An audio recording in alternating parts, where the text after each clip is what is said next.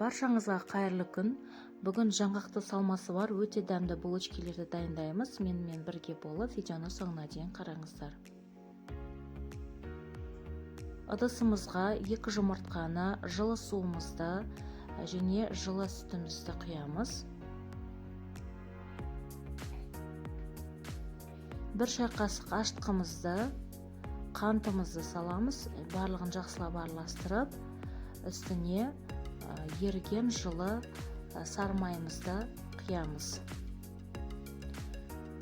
Құрамының барлық мөлшерін описание бөлімінде қалдырамын.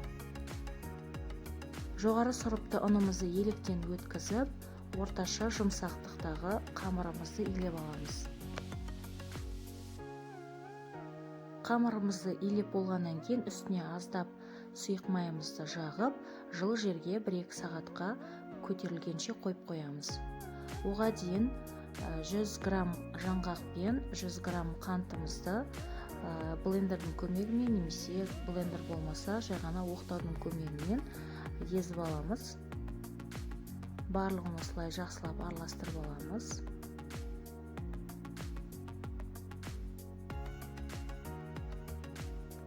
Қамырымыз әдемі болып жақсылап көтерілгеннен кейін оны өзімізге ыңғайлы бөлікке бөліп аламыз. Мен 2 түрлі етіп жасадым. Осылай қолымызбен 4 бұрышты кішкене формаға келтіріп аламыз да, оқтаудың көмегімен 5-6 мм-дей етіп жайып аламыз. Ішіне жаңғақты салмамызды барын біркелкі етіп жағып аламыз. Барлық жеріне тегістеп жағып шыққаннан кейін, сеуіп шыққаннан кейін рулет тәріздес етіп орап шығамыз.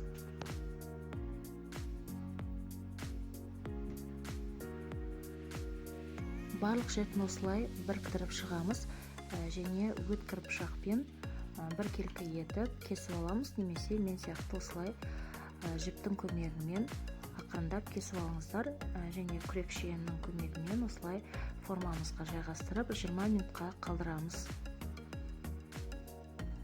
Үстіне сары уызымызды жағып, жұмыртқаның сары уызын жағып, духовкада 25 минут шамасында пісіріп аламыз. Өздеріңіздің духовкаларыңызға ориентация жасаңыздар. Өте дәмді болып шығады, міндетті түрде жасап көріңіздер.